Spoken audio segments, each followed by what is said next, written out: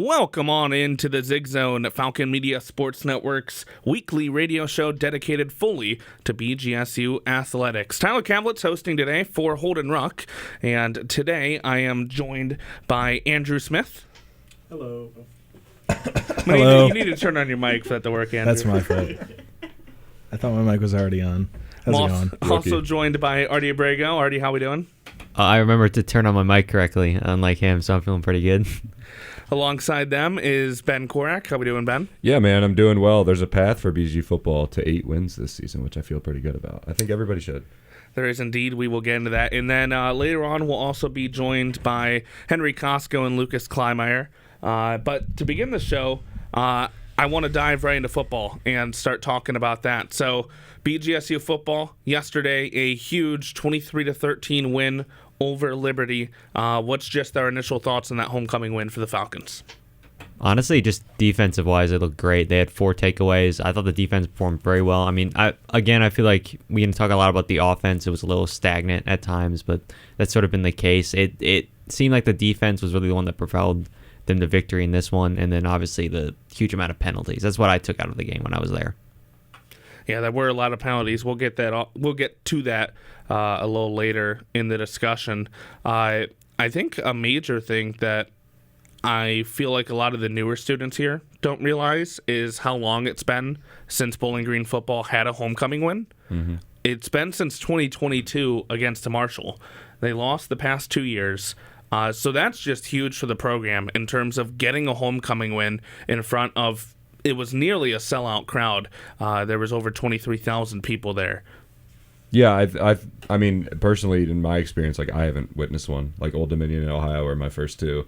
So this was a cool just to get to see one. Honestly, last year when we were talking about should Loeffler keep his job, you look back to the homecoming games and how well they performed there, because they didn't perform very well there. And especially for Derek Vandermeer, who in my first 2 years, it was also his first 2 years of BG football. Like, you can't be looking alumni in the face and being like, we keep losing when you come back every year. Like, that's just unforgivable stuff. So it's already out to a good start that Eddie George not only took down a team on homecoming, but also a team that's known for taking care of the MAC pretty well, and a team that's not too bad alone, and he beat him by 2 scores. So I think that's automatically very good start to the Eddie George era. I think this is going to lead. I mean, it is pretty much labeled the start of the Eddie George era. I mean, Cincinnati's a very tough team. Lafayette's pretty much an easy win. So this is the first contest for him, and he took care of business. It wasn't a perfect game. There was definitely holes. I already mentioned the defense. I think the defense was kind of 50-50 in my eyes. They did have a lot of takeaways, which is a positive. But I thought it was great. I mean, I have not really any complaints overall about the game yesterday. They got a win, so who cares? Yeah, and I already mentioned it a little bit. You referenced it as well, Ben. Kind of the miscues that they had in terms of penalties and missed opportunities that were left out there. So Eddie George spoke post-game about those. This is what he had to say. And we're learning how to be comfortable being uncomfortable in those situations, because not every game is going to be perfect. And we've got to learn to stay poised, which we did, stay focused. Again, we had a great attitude. Our intentions were pure. We trusted the process, trusted each other, and we helped each other along. And that's what it's all about. And all you can do is just continue to grow from there and harp on the great things and learn from the mistakes. This hour of programming on WBGU is brought to you by the Wood County District Public Library. Been to this team this season, made another 50-yard field goal here today. Yeah, Jackson right now.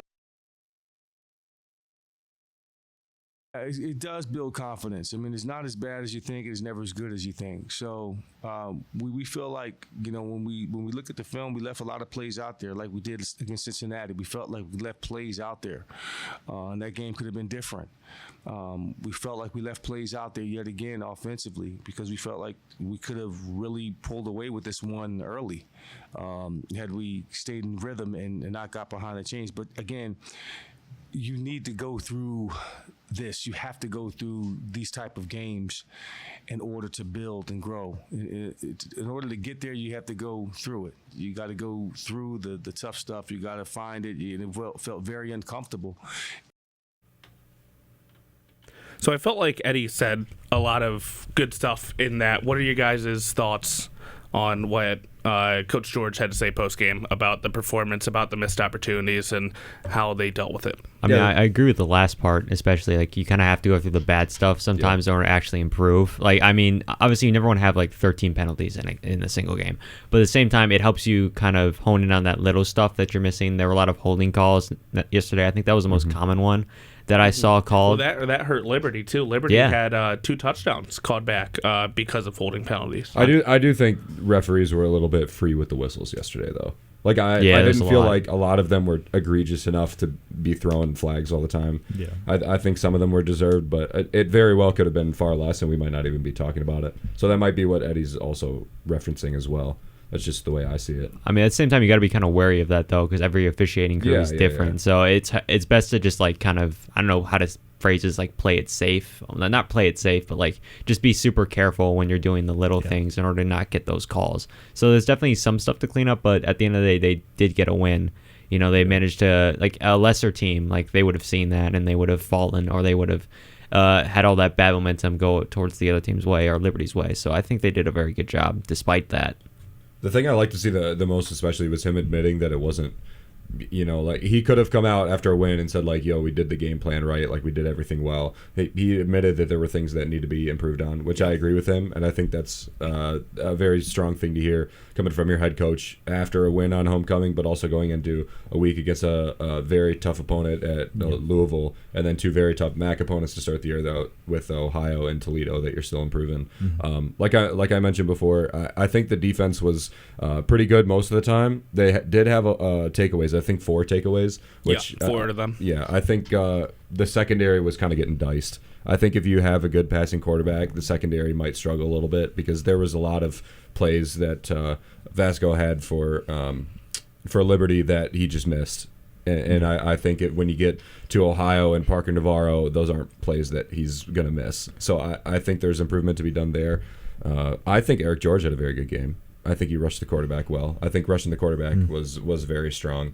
You listen to the press conference, somebody asked a question about it, and also there was a quote about that from Eddie as well. But I think it was overall like a pretty solid game defensively. Dude, the special teams is unbelievable, by the way. I mean, they had a couple of good returns. Cleather's automatic. Zach Long had a beautiful punt inside the 1-yard line. That probably got me the most hyped out of anything in that entire game, was just seeing that punt, because from the student section it was right there.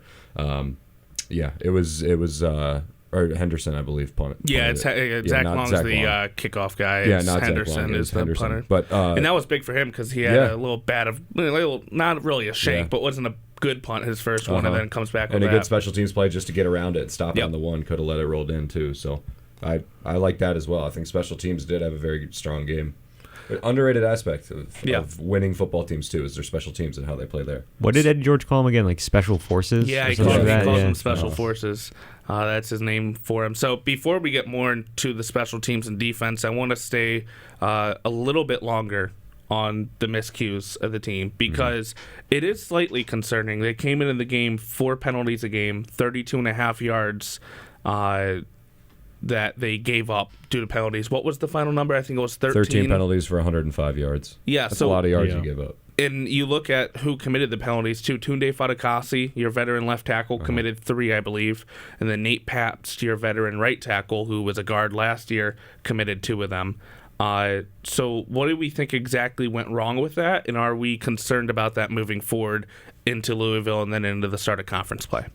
I would say you treat it as more of a, I mean, obviously you address it in practice, but I believe that Eddie George says that it's not something that occurs in practice. They don't do it in practice. It just happened in the game. So I would say you address it in practice, you deal with it, you look to improve on it next week, obviously taking on Louisville, but it is something that I think will prove to be an outlier in an otherwise like relatively, I think 4 penalties is probably a good average of what this team's probably going to be looking at. I don't think you're going to get into 10, 13 penalties. Like this game will prove to be an outlier in that regard, because I feel like this will be, I mean, special teams proves that this team is very well coached and well disciplined. So I think this will prove to be just the one game this season where and like Ben said, the refs were very whistle prone. I mean, Liberty themselves, they had 6 penalties. Like, I mean, it just happens some games, and I think it'll get cleaned up.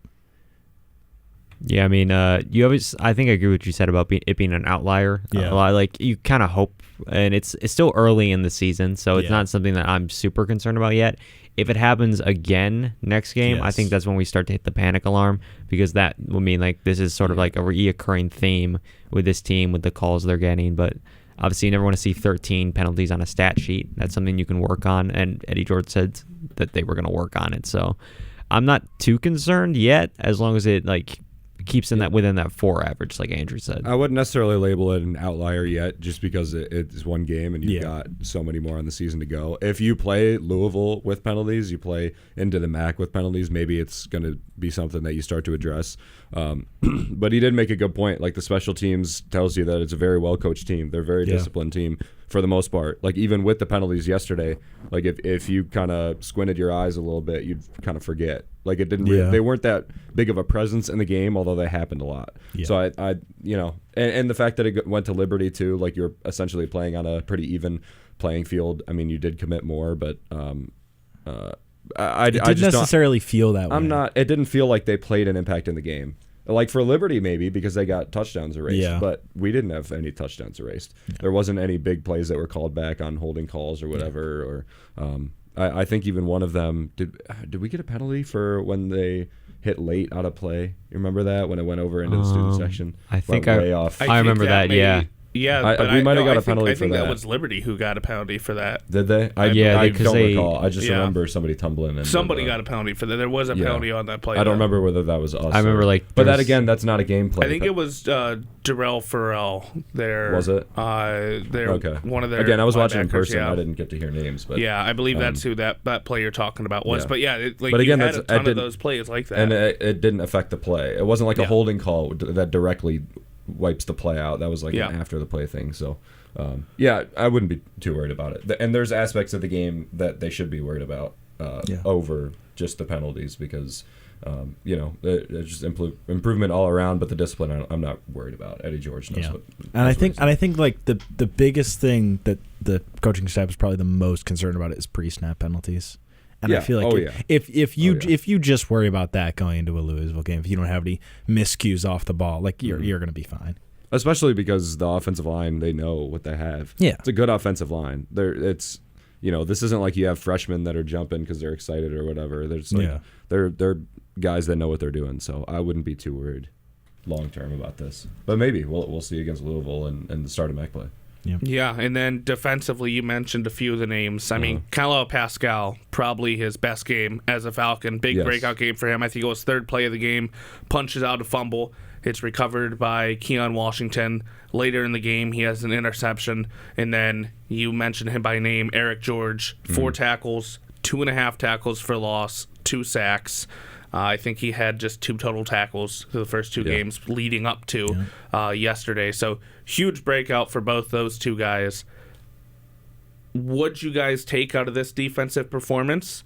Where do you think this defense ranks in terms of the MAC through the first 3 games of the season? I think the pass rush looked outstanding yesterday. I think that was the thing that stuck out to me most. They felt like they were always constantly swarming or like keeping Vasco really contained. Mm-hmm. I agree with what Ben said earlier about the secondary. That's where I'm a little more concerned, because obviously there were the 2 touchdowns that were called back due to penalties, and then you had the big 44-yard touchdown. So I think I'm a little bit more worried about the secondary than I am like the defensive line, just because like Ben mentioned again, Parker Navarro, we have Ohio coming up in a few weeks. He's going to take advantage of that. You can't really make those mistakes against a team like that, especially in MAC play, but I thought the defensive line looked great. Eric George was definitely the standout player. It felt like things were really clicking for him that game against Liberty. So I don't know where I would rank them in the MAC right now, because it's still kind of early and we haven't seen them play against their opponents in the MAC, so it's a little tough to tell. But, if they play strong against Louisville, I'm willing to put them up there, but it just depends on how things go. Yeah, I'd say they're probably top 5. And I think I can see right now, but I think in points given up, they're also number 2 or something like that, which is going to change, obviously. Yeah, they're number 2 right now, just behind Toledo, 18 points on average per game, which is pretty good average considering you've played Cincinnati, Liberty, who's no slouch of a team.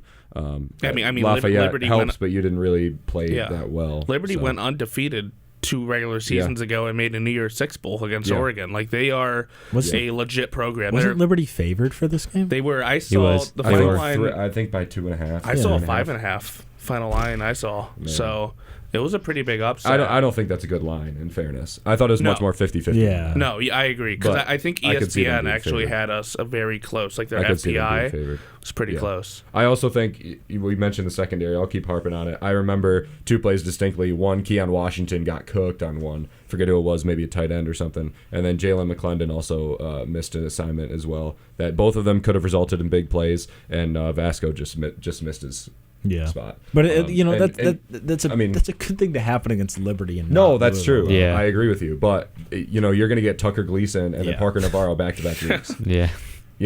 And then you have Noah Kim, who's at Eastern. Do you play Eastern Michigan? I think you do. We do, down the stretch. Yeah, who's also You get them he's after transfer- Buffalo, and he played who- Big Ten ball. Yeah. So I mean, you're talking about guys that can throw the football a little bit. Yeah. And the linebackers looked good, but they can only cover so much space. You got to have guys in the backfield that can really cover. So. And then we've talked about the offense quite a bit, especially Drew Pine, throughout the first couple weeks of the season. What were our thoughts on Drew Pine's performance against Liberty? I believe his final line here, he went 16 for 31, 146 yards, and a touchdown. Long pass of 21 yards, got sacked once. So what do we think of Drew Pine's performance under center? It felt like more of the same, honestly. Like, just from what we've seen of him so far, it felt like more of the same we saw against Liberty. I'll give him credit. I think he had a very good third quarter. It looked like that was probably the most consistent he was. He was connecting on all his passes. He led a drive down the field. It did only result in a field goal, but I was going to say a that strong was their drive. worst scoring. Yeah, quarter, but unfortunately, but it just felt like more of the same. A lot of checkdowns. He doesn't really seem like he's going to make the big throw. Yeah, it just looks so one-dimensional. Like, I also think RJ Garcia did not have a very good game yesterday, which also contributes to that because I think he had a couple of drops. But it's like almost every play that is either a run or a check down pass. It's not only a slightly boring brand of football to watch, but like you got no deep threat. Like you have no 20-plus yard. You didn't have a completion over 21 yards. Like, really, you can't find one guy downfield. Like, even if you don't have a down the field guy, like, you got to be able to find someone downfield somewhere. Find Finn Hogan, find RJ Garcia possibly. And I get your running game and your offensive line are your strength, but you've got to be able to find a way downfield because you're not going to be able to beat Louisville or Toledo or anything. Yeah, I mean, it's just like more of the same. Like you just said, like it just they're not changing anything week to week. It was like just RPOs all the time. So head coach Eddie George also mentioned that Pine was dealing with some shoulder tightness going into the Liberty game. So this is what he had to say on that after the game. I thought it was well, and Drew coming in, Drew, was dealing with some shoulder tightness, so we had to work through that, and we had to manage that throughout the course of last week's practice and preparation, and you saw it kind of show up a little bit in the first half, but the more that he threw, the more he got comfortable, and he got more confident, and when he was able to make those throws, and the offense gets going. So his leadership is like, hey, it doesn't matter how many yards I throw for, as long as we get the W. And he's making great decisions. He had a 30-yard run, and we need more of that.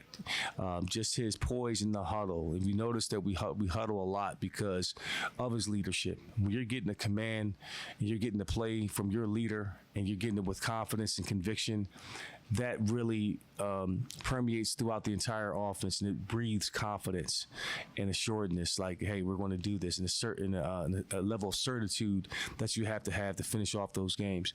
And it's starting to show us something that, again, another brick laid that we can build on each and every week. So thoughts on Coach George's comments there on Pine after the game? I just don't feel like, anything that's going wrong with the passing game, if you want to label it like that, stems from Pine. Like, it's not like Pine isn't making plays. It's just they're not calling. Like, did they have a deep pass try yesterday? I don't think they don't did. believe so. That's something that I talked on the broadcast with Adam Duffin, who made I don't think they even first call. attempted. Yeah, it's. I don't know what your guys' opinions are on this, but I feel like RJ Garcia needs to be out wide. We need to use him as a deep threat, because looking at the roster, Finn Hogan is more of a red zone type wide receiver. He's a possession guy. He's bigger too. Yeah, he's like 6'5", kind of like a tight end, but he's not as good at blocking as a tight end, which is why he's moved into a wide receiver role. Plus, that tight end room's very deep. I'm not sure you have another wide receiver right now outside of RJ Garcia that's a deep threat. And like you guys are mentioning, there's so many screen passes.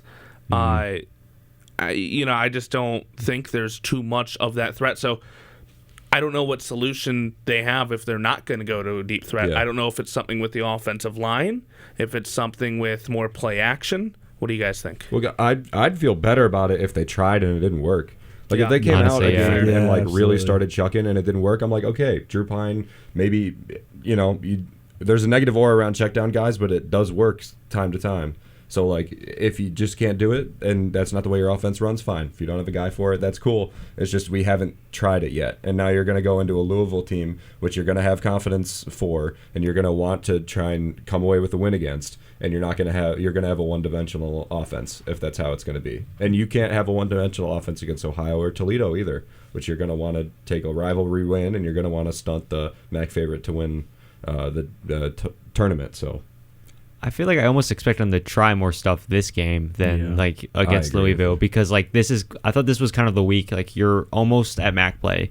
You're kind of like 2 weeks out from it. I thought this was the game where they were really going to start to attempt stuff, maybe some deep threat action. Next year almost feels like a or next week I should say almost feels like a dress rehearsal. Exactly, for MAC, yeah. Especially since you have this win under your belt. It's not as much pressure to get that win now. I mean, also- also, I'm sorry, Andrew. Ohio beat West Virginia. And Louisville is not too much better than West Virginia, so like what are we like? Louisville is probably not too much of a better team than Ohio or Toledo is. So I agree with Tyler there. That's a dress rehearsal game. Yeah. And I also feel like the thought process here of why they might not have tried as much like different play calls and stuff might have just simply been like let's get this win in front of a homecoming crowd. Especially Eddie George, who's in the mindset of this is my first year, I need to make a good impression on the fans. Let's just get this win, and that might have that just might have been the thought process. But like you said, this next weekend's Louisville is no joke. It's basically a slightly better MAC team. You want to, like, I'm not saying you have to go out and win the game, but you should want to, like, really heavily contend with these guys and put out your best performance of the season. And I'm not entirely convinced that what they've been doing offensively, just scheme-wise, is going to work against most MAC opponents, and it's definitely not going to work against Louisville. And so I don't know. I'd like them to switch things up, just even if it's just, like, different option plays, just something. Yeah, I mean, 3 weeks in a row now, I've said, I think on the Zig Zone that, I wanted them to experiment against Lafayette because they weren't a great team. You should be able to get away with it. I wanted them to against Cincinnati because more than likely you weren't going to win. So it's not like your season's going to come down to that win or loss. Like you can chalk it up essentially. So you can experiment there. And then now on homecoming, I understand not experimenting a little bit more because, like you said, you do want to win. Like you can't go 3 years in a row without a homecoming. Like do everything you can. Yeah, you like can't cut off your right arm to get a reasons, win. You cannot have that. That you can't have people watching fireworks after a loss. Like you just can't have that. So that's a little bit more understandable. But now, like we're gonna say it going into next week too. Like, are you going to try a much wider scheme against Louisville? Yeah. And if you're heading into MAC play through your 4 essentially preseason but non-conference games without trying anything different than what you did against Lafayette, I don't know. I don't know how defenses are going to be able to are going to respond to that, and I would bet on the success of the defense that knows essentially what's coming every time. Maybe they're saving the good stuff for MAC play. Maybe this is all calculated. Like just wait for MAC play. Just wait for MAC play. Playbook. Yeah. So one of the position battles that I've been watching pretty closely, and I guess it's still called a position battle. They're using the running backs by committee still to a degree. Kadarius Roberts gets 10 carries for 59 yards. Chris McMillian 12 for 56. He has a touchdown. Drew Pine rushed for 30 or 25 yards after the 5-yard sack. Cameron Petaway only gets 5 carries for 17 yards, and then Allen Middleton gets a carry for 7. So who do we think if anyone has separated themselves in that running back room, who do we want to see get some more carries over the next couple of weeks, especially in that game against Louisville? I feel like McMillan and Roberts have sort of separated themselves a little bit from the rest of the group because I saw a lot of them yesterday than everybody else. Yeah. So it feels like those are like, I don't think he's playing favorites, but if like I were to guess, I feel like those are the two favorites of like play-wise in the running back room just because of the amount we saw him yesterday, especially on homecoming. So if I had to guess, it's kind of just he's obviously going to want to still continue to use the whole running back room, but I feel like we're going to consistently see those two a lot more, especially during MAC play. I also feel like those are two guys you can lean on pretty. I mean, obviously Eddie George is going to want to run the ball. Makes sense. Probably more than he's passing it. And I feel like Roberts and McMillan are guys that can carry the load and can do it for the entirety of the game, like regardless of the amount of times they're getting it. So I don't know. I feel like you lean more Roberts, McMillan than you do on your other backs.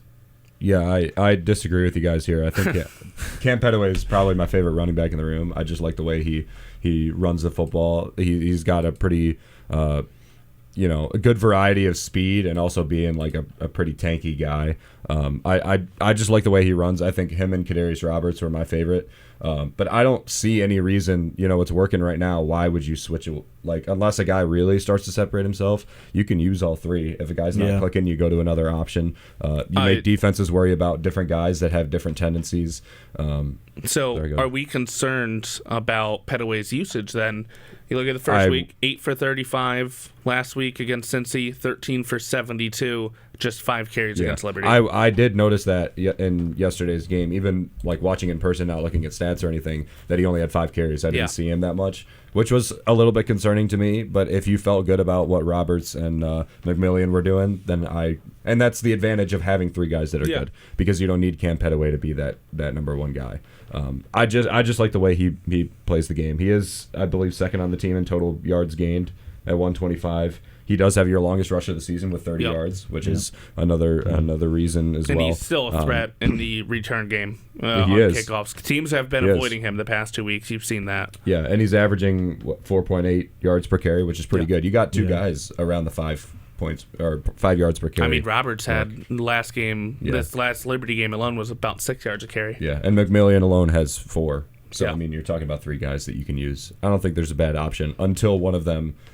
You also unfortunately have to think about injuries. You think about somebody that goes on, a little downstretch or has a nagging injury. You got to take some workload off, and 3's better than 1. Yeah, and then final football question here, kind of roundtable again. Looking at the Louisville game, rest of the season, how are you feeling in terms of bowl eligibility with this win? And how are we feeling in terms of whether this team can rack up enough wins to maybe get a higher bowl and where they will be in the MAC championship contention race? Guaranteed bowl eligibility, I think, right now. Locking it in. I'm locking it in, bowl eligibility. Do you think you have They're going bowling this year. You have a win total you think they hit now? I think they hit 8 wins. I mean, you in my eyes, you lose to Louisville. You lose to Ohio, you lose to Toledo, and then you sweep the rest of the season. You can beat Central, Kent, Buffalo, Eastern, Akron, so you think UMass. they beat Buffalo right now? I think they went out after they played Toledo. I think they lose to Toledo and Ohio, and then I think they went out. So I could definitely see differing opinions 8 in the wins, room. but I don't want to be that confident. Is there going to be any less than 6 though? No.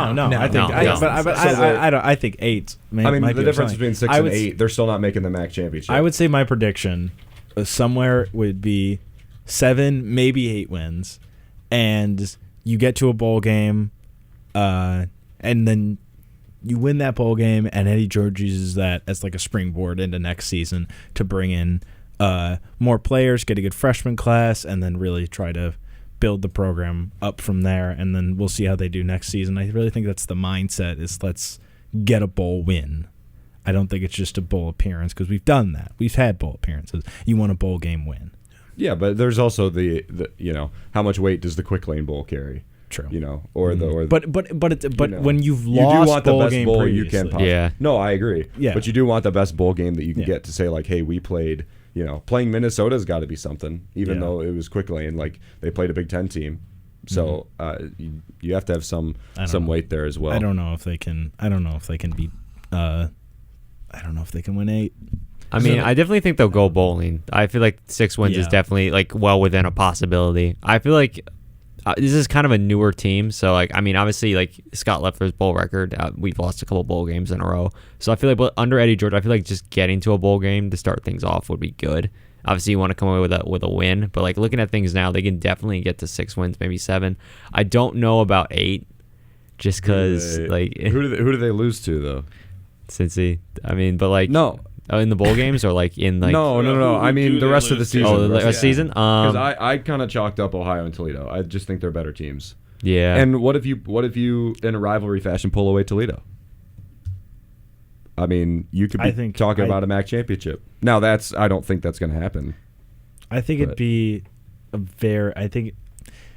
I would say I really think you're going to lose to East. Like I think you're going to either manage to lose to Buffalo at home, which I hope doesn't happen. They just played tight with Kent State. They just played a 3-point game with Kent State yesterday, and Kent State might be better, but they're still Kent State. No win is guaranteed. We're not. No, I agree with you. Let's not look past any opponent, because I mean, what's the guarantee that you beat, Central? What's the guarantee that you beat Eastern? Like, no, there isn't one. Like, I don't know. I just think 8 is unlikely. I'm not disagreeing with you, because I would love to see 8 wins. Oh, I just probably think is unlikely. That's just the path that I see right now. I definitely see a world where they get 8 wins. I mean, I think to Ben's point, the road games left after OU are easy. At Kent State, at Eastern Michigan, at UMass, they're probably going to go 0-12 or close this year, and then at home against Akron. The only 2 competitive games I think that Bowling Green shouldn't win, period, are Central Michigan and Buffalo, or that they're not chalked up to win 100%, I think. But if you win those 2 games, that's realistic. Did we introduce that Henry is here? Yeah, I was going to say. He just spawned right here. Henry Costco back from the women's soccer game. Start to Henry's day. Banger start to Henry's day. So really good football discussion, though. I mean, I think the team's set up in a really good position now with that 2-1 record through the first 3 games. So we're going to take a quick break here. When we come back, we're going to talk more about homecoming and all the festivities that we had throughout this weekend. You're listening to the Zig Zone on WBGU 88.1 FM. This hour of programming on WBGU is brought to you by the Wood County District Public Library, located at 251 North Main Street, by phone at 419-352-5104, or available online at wcdpl.org.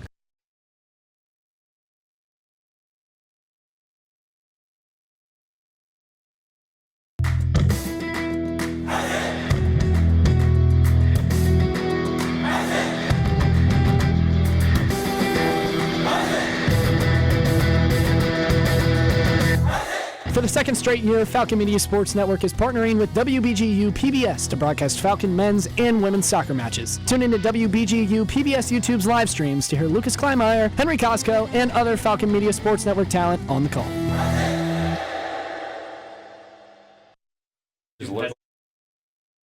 You look stupid. All right, welcome back to the Zig Zone on WBGU 88.1 FM once again. Tyler Kamlitz guest hosting for Holden Ruck, who is not able to host today. Talking about homecoming now, we opened the show with football, but there was a lot more this weekend than just football. We can start with the football part of homecoming because that was a major part. You had 23,159 fans show up to the game, which is, doing quick math, about 800 shy of a sellout. It was the most fans in a football game in about a decade. 42,487 fans through the first 2 games of the season. That is the most through the first 2 games of any BG football season since at least 1998. That's the latest season I could go back to check attendance for every game on the BGSU Athletics website. So, guys, just detail the environment that we had around campus all weekend. What did it feel like? Dude, it was great. It was rocking almost the whole time. I think tailgating was a lot of fun. There was a lot of people out. The game was a lot of fun. Student section was packed. I was actually shocked walking in at how many people. I didn't think there was going to be that many. Yeah, but they got there early too. There was they did. There was a lot of people there that got very into the game. I think it was very exciting. I think it was nice to see, especially the community coming around a team that's trying to put it all together and try and make an impact. So I think that was powerful, and I think it went off without a hitch, really. I think the crowd was just in general impressive. The whole side, I don't know which direction it's facing, but the side that holds the student section, the whole side was full for the entire first half. For sure, yeah. Like it wasn't a complete sellout, but it was still pretty awesome. It was close though. It's the closest they've been in a long time. Yeah, it was close. I mean, you could see some like empty like spots, like, but I take that with an asterisk because like if like the entire stadium is basically like full up, I take that as a win, especially for Bowling Green. Like especially because for that student section, it was just like a wall of orange. Mm-hmm. It looked like I was up in the press box. I don't know what the environment was like, but people looked super happy. They looked super excited. Yeah, more excited than I've seen them in like to go to a football game in a long time. So it looked great. The best thing that I saw too, at least, was a lot of children, which I always like. Especially that's my favorite. My favorite part about soccer games is you get to see like kids playing soccer behind the bleachers. And there was kids playing football like throughout the entire game, which I think is a very like high school feel, and it means that there's a youth generation getting into Bowling Green. I think football. To your point, the community is more of a part of it now than they were last year. Last year, I feel like a lot of those games. I mean, you would pull maybe 12,000 fans a game, and it would be like 4,000 students. Yeah. Like this year, you maybe have 5,000-6,000 students. But you have like 15,000 other fans.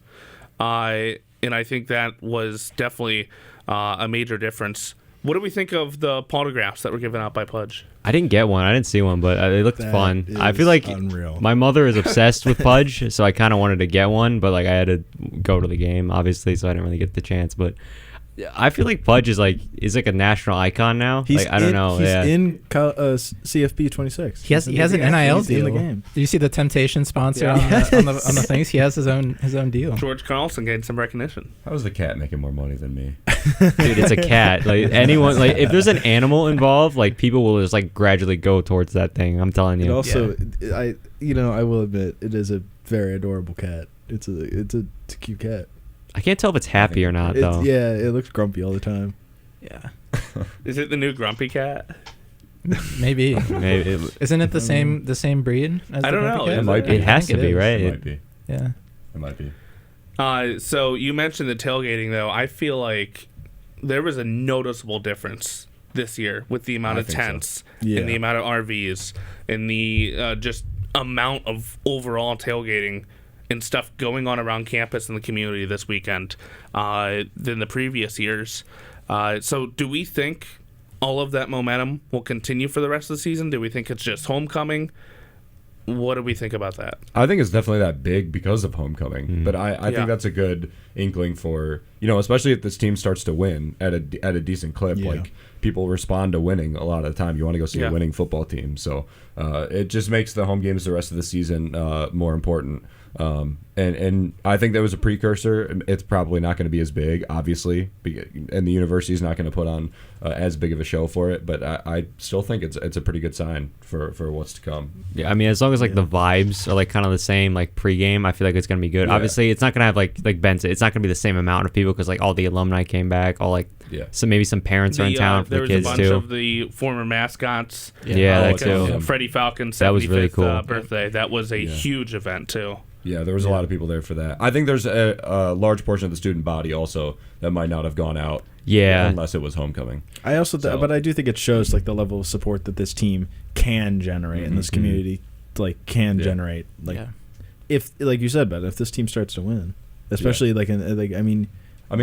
just in the Eddie George tenure, like if this team starts to win, you can see the sort of attention they can generate across all sports, all universities. If you win, people will show up and watch because people want to watch winning, especially when it's their team. So that's the best recipe right there. Win games. Do we think the Toledo crowd gets close? No. I mean, maybe a little. I think it gets close. It might. I don't think it needs Is it Saturday? It's Saturday, right? It definitely is Saturday, so it might. But also the game atmosphere might be better Yeah. But like the True. entire production will not be Yeah. as good. I think the atmosphere will be better just because it's a rivalry game, but like we're not gonna get like the same amount of people that were like if we're No, just no, talking no, no. tailgating, then yeah. Yeah. I hope it's a night game, just in general. It better be a night game. Battle of I-75 Have they is not better as a scheduled it night yet? game. No, it's not TBD. time announced. I mean, the It's last a one at Saturday. We know that the- It much. should be a night. It The last should one be at the night. Doit was a night game, right? Yeah. The last Yeah. time we Yeah. played them at home, so I hope it would stay the same. Yeah. Yeah. And then, while we still have a few minutes left for this part of the show, what were our favorite parts of the non-football part of homecoming weekend? I did like That's a Freddie's good birthday. I thought that was Yeah. I thought that was fun. Like with the cake coming Oh, out. the band? Like, yeah, on Dude, the band. was That was rocking. awesome. Yeah. Yeah. The band was sick. Shout out Holden, who's not here right now. What's he big- play? big It's band guy. mellophone? Mellophone, I believe. Mellophone? Yeah, I think it's like the French horn equivalent for marching band. That's right. I did band, but no mellophones in my band. But yeah, I thought it was rocking. I think the whole thing was very good. Professor Waters always does a very good job, and I know Derek loves it. Derek's a big band guy, obviously, and I think second largest band in D1 football. Somewhere it's like 475 Or in all this of year, I NCAA. think. Definitely up there. I think it's up there. I know it's second, but I forget behind who. It's got to be like A&M or Jacksonville State. Yeah, it was or Jacksonville State. Jacksonville but I State. forget their number. I think they were over 500. Like that's insane. crazy. Whoa. That's unbelievable. That's like That half the is- student that is population. wild. I don't even know how you manage that. Like 500 people on like one band. Yeah, I mean they do it. Waters does a great job, man. Hmm. They do and they sound great. That's probably my favorite part. I think. You guys have any favorites other than Freddie and the band of homecoming Ooh. weekend, all the festivities? I know out here we had, was it Saturday, or it would have been Friday, they had like a whole circus with like fire breathing. Oh, I could hear it from my going on out apartment. there. I was trying to go to bed, and like I hear that all the way down the street. But yeah, I don't understand. Like I don't understand fire breathing. Like how do you do that like, without getting hurt? Kids fire breathing. Get off my No, but lawn. I want to try it, but like I feel like I'm gonna burn my face off. It's like I don't No, know how you you do probably it. will. I probably Why will. would you Yeah. want to try it? Everyone tag our Why wouldn't you want to try it? It'd be awesome. Yeah, I would want to try it, but I wouldn't because I your know mind. like it's fire. Become a Batman fire, villain yeah. if you accidentally mess it up. Yeah. Yeah. What do we think of the fireworks post game as well? I was gonna say that. I thought, Yeah. and it was nice That's that it was right after the game. It was too. Yeah. immediate. I was They- walking to the press yeah. conference and started going. Yeah. Yeah. It's good that they. I think like do they wait longer like in last Yeah. years? They Yeah, definitely yeah. did. Well, they I probably mean we lost those games, so maybe that's Yeah. why. yeah. Might have been. I remember I still remember the Marshall game Oh yeah. 3 years ago. Gosh, you're old. Everyone, I'm old. Yeah. Everyone else is already. I'm older, man. technically old too, so yeah. But like that, I remember that game vividly. Homecoming weekend's just different. It just has a Yeah. whole different vibe to it. Well, the city kind of shuts down for it, and Yeah. the university kind of Yeah. like I didn't Yeah. even get any That's- homework really this week, and Yeah. that might have been the reason. Maybe I'm just That's lucky. good for you. but I still have something to do tonight. yeah, have fun with that. Yeah. I'm gonna be watching football. Cool. No, but it definitely does have a whole different vibe. It's a whole celebration here. So we're going to take another quick break. When we come back, we will have our very own Henry Costco to help us discuss some women's soccer action. You're listening to the Zig Zone on WBGU 88.1 FM. You are listening to Falcon Ball.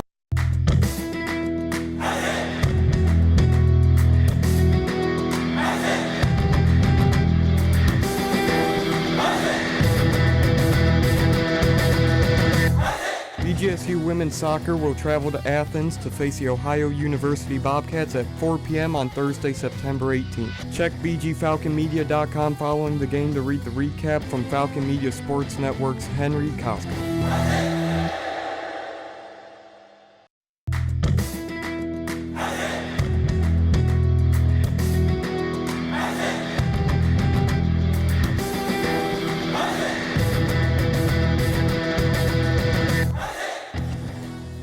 Are you a fan of BG Falcon Media and the Falcon Media Sports Network? You can show your support for BGSU student media by donating at the bottom of the page of stories on bgfalconmedia.com.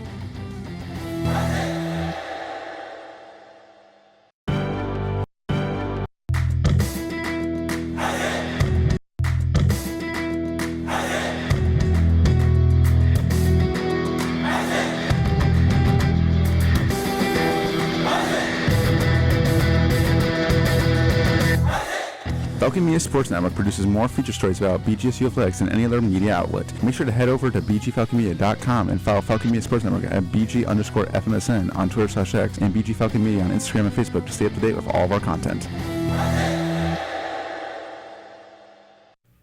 Back here on the Zig Zone on WBGU 88.1 FM on this beautiful Sunday afternoon in the Cooling Center at BGSU. We've already talked about football and homecoming. Next up on the docket is BGSU women's soccer. We have Henry Costco, our Falcon Media Sports Network women's soccer beat, in the studio now with us, fresh out of Cochran Stadium for another BGSU women's soccer win. Henry? Yeah, it was a big game. I mean, MAC opener against Kent State. We talked about it on the broadcast. First of all, great job on the broadcast, Tyler. It was us on WBGU PBS. Thank you. If you haven't seen it, go check out the WBGU PBS YouTube channel. I don't know how you got me into broadcasting women's soccer, but here we are. Well, now you've done it. Now you can say you've done it. But it was a big win, 2-1 victory against Kent State, they're always a team that's fighting for a playoff spot. They're going to be fighting for a playoff spot this year, and Emma Stransky was, the big story. The 2 goals, she was maybe a few feet away from her third shot going in for a hat trick, but definitely. The 2 goals, I believe you said she already eclipsed her she's points had goal total from 5 last year. goals this year now, so she had 3 her freshman year, 4 last year, now 5 this year, and she 18 games it took her to get 4 last year. Yeah, we're at 8 games I believe this year. Yeah, and she's already at 5. Yeah, and Noelle Kane in this game, she was out of the lineup, but really no effect. The offense was still high powered, and the defense was kind of the story of this game as well. 16 shots total for Kent State. A lot of those came in the last kind of 10 minutes when they were making their final push to equalize, but 16 for Kent, only 7 for Bowling Green. 2 of those ended up going in. But yeah, it was a big win. They already had the second best start in program history at 5-1-1, and now 6-1-1 and 1-0 in MAC play. So do we know is that the best start through this part of the season now, or is it still second best? I don't believe so. It was 2021, the year that, and or was maybe that 2020? Still a Jimmy Walker era? Yeah, it was Jimmy Walker era that happened. But that was the year that they made the NCAA tournament. They lost to Ole Miss. So. Speaking of errors as well, Henry, I want your input on this. Do you feel like this is the best offensive game by a women's soccer team since Chris Fox took over? I wouldn't say the best offensive game. Maybe it was one of the best for sure. Because I felt like the strategy that they've used for a while, it kind of not went out the window, but it almost like it wasn't utilized at all. They spent so much time, it felt like, in the opponent's zone. Yeah. Especially toward the beginning, middle of the game. They were more aggressive, for sure. Once they got the 2-1 lead, you kind of step back on your heels a little bit. But yeah, the games have been looking a little bit different lately because I saw this last week against Duquesne. What they're doing is they're pressing the defense super far back, almost towards into Bowling Green's own box. We saw that with Taylor Green, who's, she's one of the best on-the-ball defenders and one of the best, handlers in Division I, period. So, she's able to handle that sort of thing. And we haven't really seen any sort of offensive, offensive addition from other teams outside of that. So, Kent State's goal came on a corner. That was a lot of their offensive production came on set pieces. Perfectly placed corner as well. Yeah. So, things have changed a lot. And I know every time we talk to players at press conferences or interviews, they always say, something feels different this year. Everyone's bought in. And I think a lot of that just contributes to, the amount of depth that they have. All 21 players played today compared to 15. We mentioned there are a couple that are out of the lineup already. So that's a lot of depth, even though it's the youngest team in the MAC. How many do you have on the roster? 29. So just 8 players didn't play out of a 29. Yeah. Why didn't Kane play today? I was actually kind of waiting for the majority of the game and just didn't come in. Is there? Yeah, she was out of the lineup. It's probably some sort of minor injury. It doesn't seem like it's anything serious, but she didn't play. Mamata Farrow was playing in her role in the right wing, and you wouldn't know she would play. Yeah, I was going to say that's a big aspect of it because she's been one of your better inputs offensively. And you take her out of the lineup and literally nothing changes. Well, that's it impressive. It almost felt like, if anything, Ellie Poole kind of stepped up into the role for Kane. It felt like she was targeted at the end of a lot of those offensive sets, especially the transition stuff. If you're still without Kane, who do you think needs to step up a bit, Henry, over the next couple games? I mean, if Stransky plays the way that she did play today every game, then no one does. But I don't think you can expect that. I think Poole played pretty well. She had 2 shots. Poole did. But I think Lizzie Boltnick played 38 minutes today. That was a player that has kind of been on and off the season. She had a good game against Illinois, and then hasn't seen a lot of minutes in some other games. So she's the one that's going to step up, I think. And then we've seen the freshman. Quinn O'Neill is playing an attacking midfield role as a true freshman. We saw her get minutes off the bench. She provides some good energy.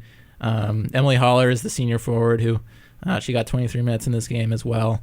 So she's someone that could definitely produce in a little bit of a higher role, but we'll have to see. Two tough games coming up. I'm sure we'll talk about it, but 2 tough games coming up against Ohio and WMU. We'll learn a lot about who Coach Fox trusts the most in situations, and is who's going to step up, I would say, in the situations. We can just go into that now as well. So you said Ohio, Western Michigan, right? Yes. Are those home or away? On the road in Athens, that's on Thursday, and then home against Western Michigan, that's on Sunday. So what do we think women's soccer's goal should be in those 2 matchups? What kind of test do you think this is going to be for where the team is? I mean, considering they're already 6-1-1, I feel like that's a test that's already been passed for them in terms of non-conference play, but how much will these 2 matches coming up tell us about this program and this team this year? Yeah, it'll tell us a lot. I think especially the OU game, that's a game that I think Bowling Green's going to have a lot of, they're going to put a lot into it, considering they had 2 kind of, they lost to them in the tournament, and then they had a bad result against OU last year in the regular season as well. So that's a team that they're going to want to beat straight up. And I think, just the way this team has been playing, the confidence is at the highest level that it's been in the Fox era. So I mean, I wouldn't put it past them. And Bowling Green is a tournament team, right? This is a MAC tournament quality team that if they don't make it in Columbus, they're underachieving. So I think putting them out of the question in games against OU and WMU, who are, I think you can firmly say those are the top 2 favorites in the conference. I think you can't put them out of the question that they can get positive results in those games, especially draws. I think in both of those games, it's extremely realistic. How impressed are you from Peyton O'Malley so far this year? Yeah. She has, I think it is 2 shutouts, or maybe I think she has 3 shutouts. I believe it's 4 now. Or 4. It's Oakland at the beginning of the year. Shutout Cincinnati at home. Shutout Duquesne at home. So it's 3. So 3. And then the game today. And she has not given up more than 1 goal in any game this year. Yeah. How impressed are we by her? And how well can we expect her to keep playing through MAC play against some of these tougher opponents? Yeah, well, I think the statistical improvement is there. I don't think that's really a question. She leads the MAC in goals against average, saves, and she's 5th in saves per game. So, the quality is there, and it's been there throughout these games. And it's not like they've been playing, bad teams. They played a shutout against Cincinnati, only gave up 1 against Illinois. Shutout Duquesne, a team that they gave up 2 against last year.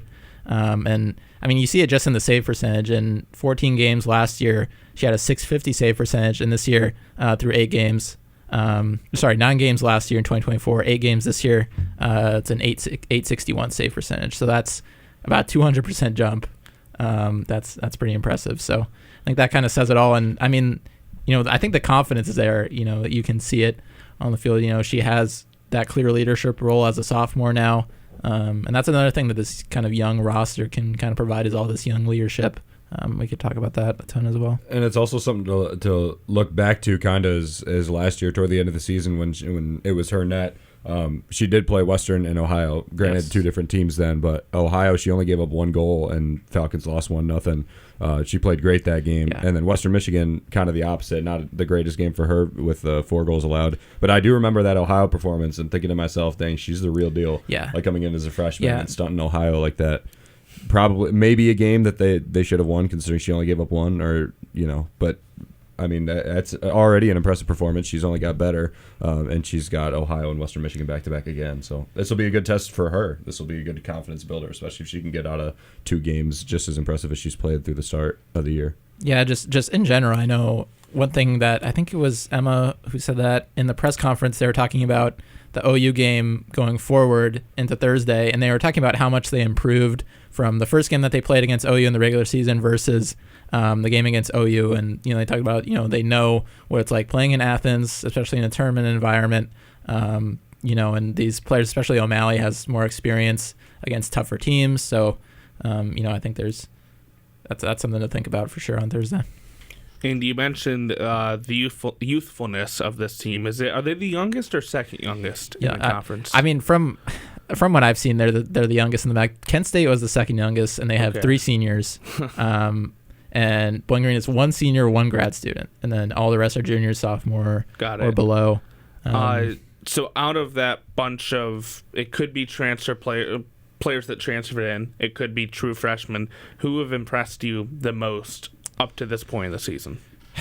It's tough. It's tough to just pick one person. I would say Peyton O'Malley is probably what impressed me, because I think that was a question mark going into the year, especially just kind of how she performed as a freshman last year. Obviously, it's a tough position to be thrown in there when there's an injury to a veteran goalkeeper and just being thrown in there at the end of the season. Was so solid up to that point in the season last year. Yeah, but I would say she's impressed me. I think shout out Jana Searles, who's playing a right back role. She's also played a little bit of center back, but she didn't play at all last year. She was out due to an injury, and before, when she played under Jimmy Walker, she was a midfielder. She didn't play any defense, any sort of right back, center back, and she's come in and she played every minute on the back line for them today, and she's played pretty much every minute all season, and she's been extremely solid. I mean, you wouldn't guess that she hasn't played right back all of college. You wouldn't guess it. Is there anyone like so far on the team as we get farther in the MAC play that you're looking to see like step it up a little more? That's maybe been a little quiet as of late, because we've talked a lot about the depth, and I think that's great. But is there anyone that's sort of like sticking out to you in that regard? Well, I mean, it's tough. I think the forward class, I think there's just so many people around them. There's Kane, Mazzaferro, Poole, Stransky. I think Stransky has stepped it up, but I think if this team wants to take it to the next level, there's going to have to be someone else who steps up to that next level, whether it's Kane when she comes back, whether that's next week or later on, or if it's Ellie Poole or Isabel Mazzaferro. Someone is going to have to step up, have another big game, have someone, have a 2-0 win where Mazzaferro scores twice, or, maybe someone from the midfield, has a good game, like, maybe Butero will get another nice goal like the couple she had last year. There's going to have to be someone besides Stransky. I think that kind of takes that next step, and that would really elevate the team to the next level. So what do we think of this team's chances now that you see them against the MAC opponent of being in contention for that MAC tournament positioning? Where you think they fall in terms of the top teams in the MAC? Although we still have yet to see them face it. They did face a good team in Kent State. Where would you put them in a power ranking right now for the conference? Well, it's tough to tell right now because this was the first day of conference play. OU won, and OU beat Central Michigan, and Ball State beat UMass. So that's all we really have to go off of. And a little bit non-conference play, there, right? Ball State. UMass. Yeah. So Bowling Green is in first in the standings right now, 6-1-1. Second is Ball State at 4-2-1. I think Ball State and Miami have both had solid non-conference stints. Then teams like OU, Western, UMass is another one who had tough non-conference schedules, and we'll have to see. Sometimes that helps them out in MAC play, especially early on. That's something you have to think about. But I know Bowling Green was slotted in 5th in the preseason poll, and I think that's solid. Maybe you could even move them up to 4th or 3rd. I think depending on how they do against OU and WMU, I think putting them at 3rd. I think that wouldn't be anything crazy right now. And I mean, that's a home game, right? That's, I guess, not a home game in the tournament, but they would host in quotations in the historic Crew Stadium. They would be the 3 seed against the 6 seed. So it would be an improvement from last year, and I don't think that's saying anything crazy at all. All right, well, we're going to take another quick break here as we have hit the 5 o'clock hour. When we come back, we'll have our first discussion question roundtable of the show, and then we will have a call-in from our sports director and men's soccer beat, Lucas Kleinmeyer, who is on his way back from Kentucky. Men's soccer just wrapped up down there. So we have those two coming up next. You're listening to the Zig Zone on WBGU 88.1 FM.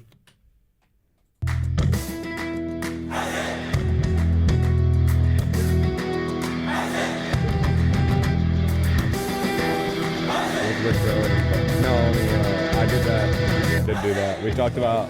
Ever wanted to hear what talked about BGSU softball, coach yeah, or player and then I says talked after a about game? hockey. Head over to the BG Falcon Media YouTube channel to watch post-game press conferences for all BGSU home volleyball, soccer, football, hockey, and basketball games.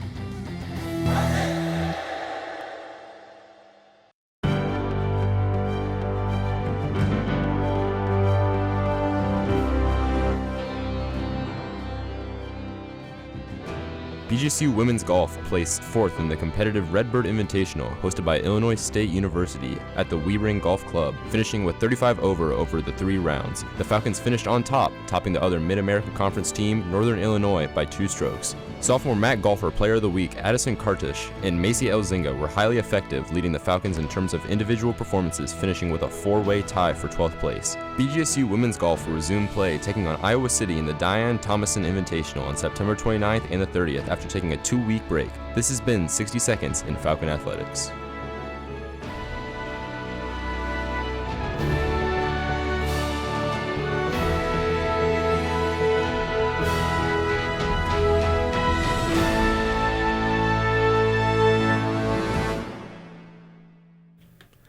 Back here on the Zig Zone on WBGU 88.1 FM, Tyler Kamlitz alongside Andrew Smith, Artie Abrego, Henry Costco, and Ben Korak. We'll have Lucas Kleinmeyer joining us in a little bit over the phone to talk some men's soccer. But before we get to there, have our first kind of roundtable discussion question of the show. So today, what I'm going to throw to you guys is we're now, I think, 3 weeks through the academic first semester. So 20% complete. Throughout the summer, through the first 3 weeks, what is the best movie that you have watched for the first time over the summer and through the first 3 weeks of school? Doesn't have to be a new release, but the best movie that you've watched for the first time. I can go with my personal favorite that I saw this summer. Like, is this like a movie we've seen, like in general, like for the first time this summer? That you've seen for the first time this summer or through the last couple of weeks? Okay, so if you've seen my Twitter feed after the Superman movie, you'll probably think it's Superman. That was probably my favorite movie Superman I saw this summer. I saw it like 3 times. So. You thought Superman was better than Fantastic Four? Yeah. Oh, yeah. Oh, definitely. Yeah. Definitely. I didn't see either one of them. Superman. I've seen Superman. I haven't seen Fantastic Four. Superman is definitely Fantastic Four is not bad. It just you can tell like in the editing room that they cut it up so much. Like there's clearly like more to it, but like there's clearly like big chunks that are cut out. Superman was a much better like complete movie. The best like overall movie I saw this summer was Sinners. That was like the best like movie I saw. I haven't seen Sinners yet. I heard that was good. Yeah, it's pretty good. But I've heard very good things about it. Yeah, I will say Superman was definitely like by far in theaters. Superman was the best movie I saw this summer. I do think it cleared Fantastic Four in just basically every way. Fantastic Four was still a good movie. I enjoyed it, but just Superman was just that much better. And is Fantastic Four better than Thunderbolts? No.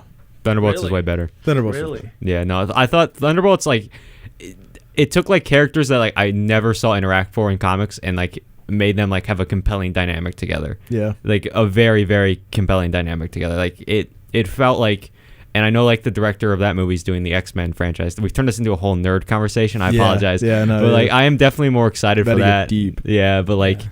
I feel like with Fantastic Four, like he's gonna start talking about comic books. Yeah, we're gonna be here for 2 hours.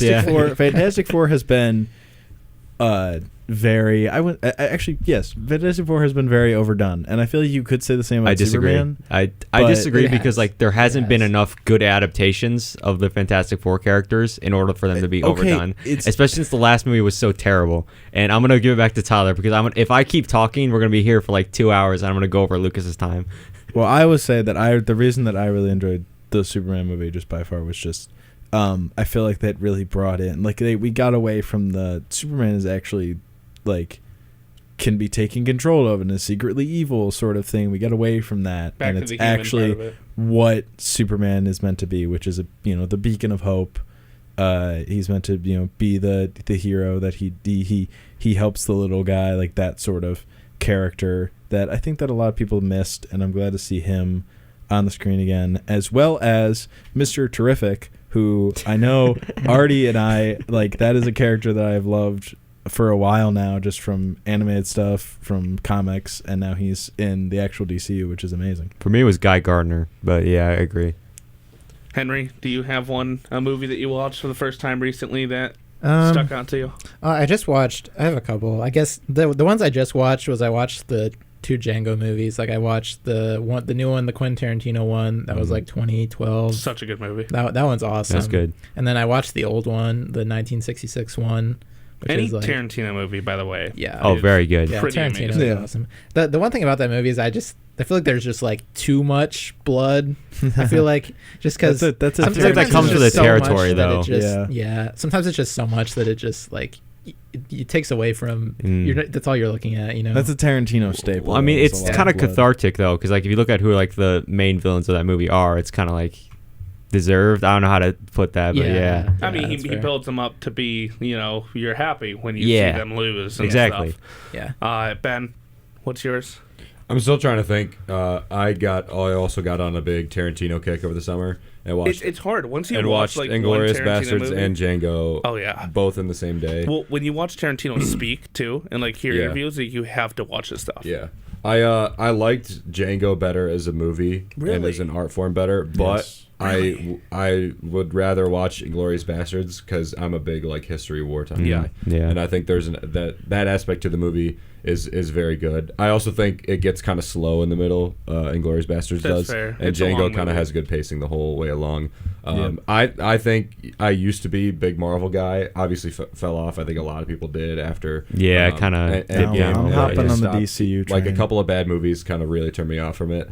But I'm trying to get myself into more like art form movies, and I think Tarantino is unbelievable. I just think, both of them are such great movies, so well done. I did see an interview with him, like talking about the violence too, and he basically is like unapologetic for it. Like that's just the way things Sounds are. like Tarantino. Like that's the way things are in Italy and France in World War II. That's the way things were at the time of Django. Unfortunately, like. It's just how things are, and I think that's very powerful.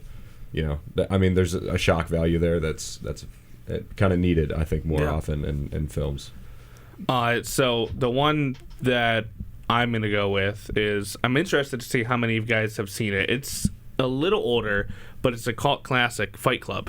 Yeah, Of course I've seen it. That's. I Brad feel like Pitt, you right? can't like say like it's a like nobody's seen it. And it's Nobody's Fight seen Club. Fight Club. It's like I'm pretty sure it started as a cult thing. I don't think it is a cult thing. Yeah, but it's one of those cult movies that like everyone has Yeah. seen, like Scott Pilgrim I versus the haven't seen World, it or till like this summer.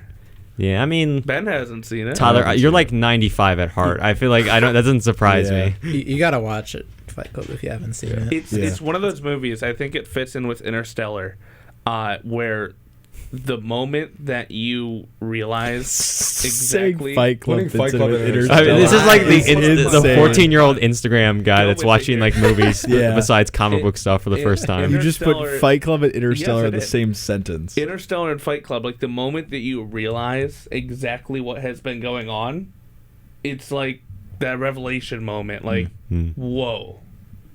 Like, and you have to take a second to wrap your mind around. Like, Interstellar, when you see the bookcase and stuff, and then Fight Club, when you realize it's been him the whole time. I don't want to spoil it all, but, it's like it's one of those movies that you wish you could watch again for the first time. Because every time you watch it after, you know exactly what's going to... It's not as good because it doesn't have the shock factor. But it's still such a good movie. That's also somehow my problem with Tarantino movies as well. It's because it kind of ruins the whole thing once you know it's... Like, you appreciate the art of it, but you less appreciate the writing. Inglourious is big with that. Like, yes. Inglourious Like, after you watch it one same. time, it's like, okay. Yeah. Like, the opening scene of Inglourious Basterds so is good. the best 10 minutes of cinema ever. I will stand by that. Till, I honestly, like, for an opening, I There's think it's like one of that the is- best. that It's is one of the it's best. up there. That's It's an up all there. farm for sure, scene yeah. with Oh, so good. That is one of Christoph the best Waltz stuff. is the most unbelievable scene ever. He's an Oh my incredible actor. Like, the way he And the paced other that guy out did was great, amazing. Unbelievable stuff. Christoph Waltz like makes Django Unchained Dude, too. His he's character so is good. so good. In He's that just such a movie. good actor, man. Yeah. Everything revolves around him. Yeah. Everything. Yeah. He also, I mean, that character, I'm blanking on the name, but the German officer that he plays, Yeah. that was a character that Tarantino thought was going to be unplayable. He could not find a person and to then do it. he came in and Christoph Waltz came in and he surprised him. He's like a he was able to make B-list the movie. for drama TV Yeah, actor exactly. in Germany. Like, he's not even I'd say big my actor. movie over the summer that I had already seen John Wick and John Wick 2, but I hadn't seen 3 and 4, so naturally I watched 1 through 4 on like the course of like 2 days. Nice. So that was probably my Those binge are of the so summer. solid. Yeah, they're very good movies. I really like how accurate they are in depicting like firearms and how they're used, and they're very accurate about that, which I can appreciate. So, don't want to really cut you off, but I don't want to keep Lucas on Nope. the phone too long. So, enough movie talk for now. We're going to move into some BGSU men's soccer discussion. We have Lucas Kleinmeyer on the phone. Lucas, can you hear us? I don't even know what to make of that segment, but yeah, I do. Well, you missed the first half of it, so you jumped on hold about halfway through. So It was some good movies, though. I mean, I like the answers, but it was just interesting.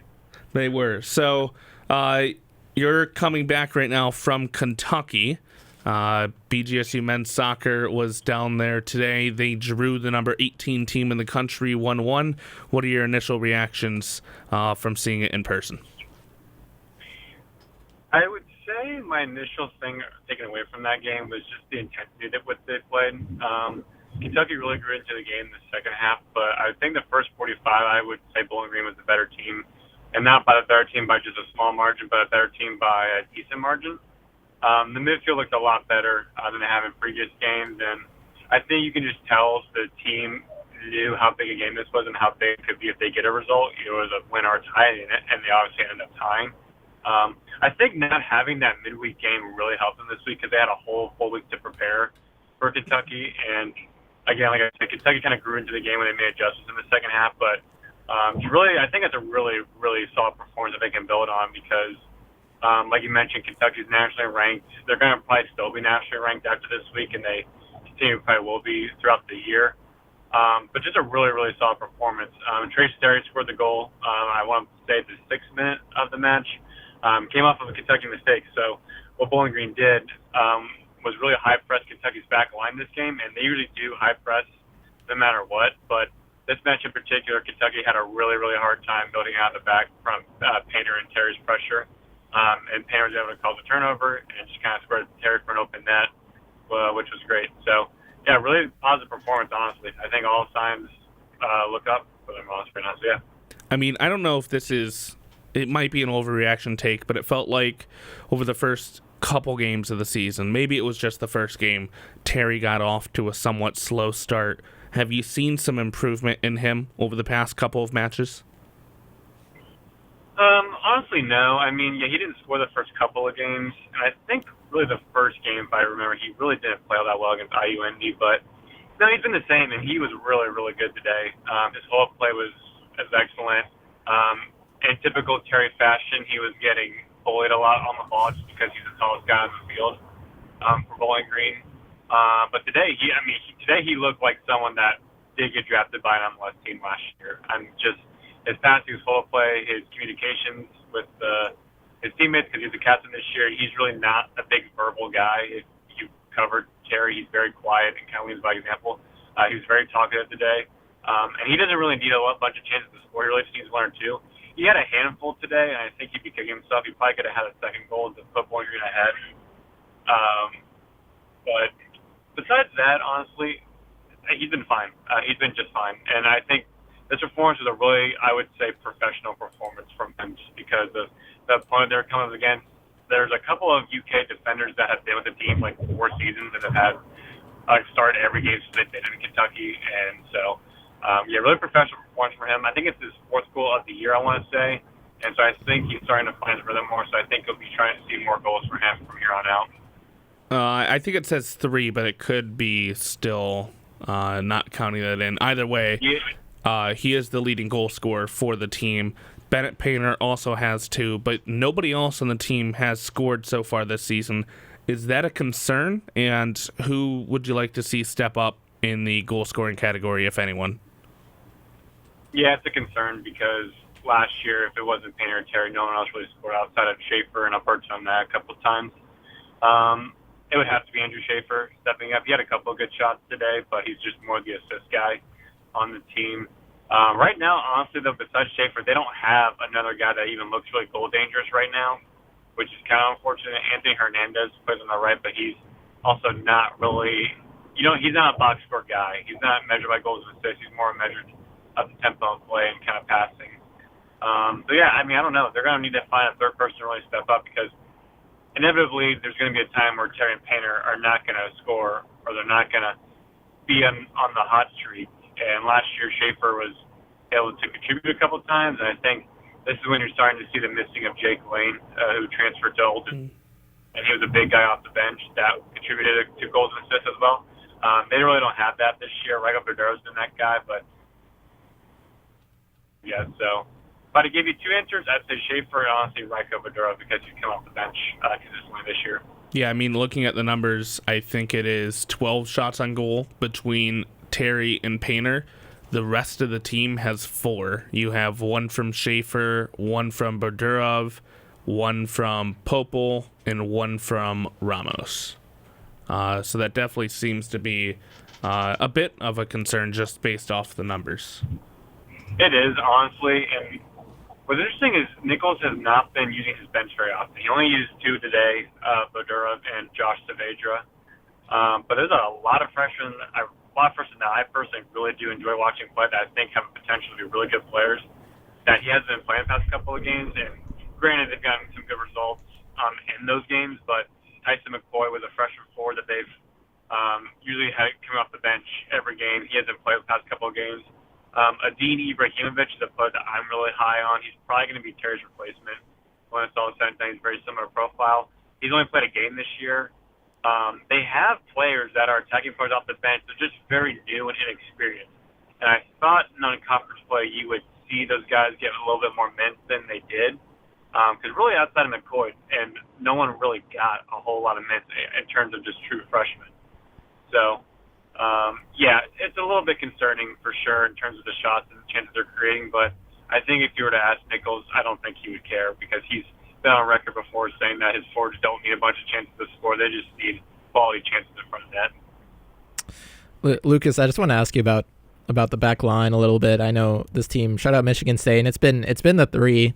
It's been Tesqueto, Suarez, Rios. Sorry, all 3 of them played all 90 minutes. I just kind of thought I'd ask you what you thought about them in this game specifically. Oh, very solid, very very solid, and I think the injury to Peacock hasn't been talked about enough because he was the only starting defender that returned from the team last year. Yeah.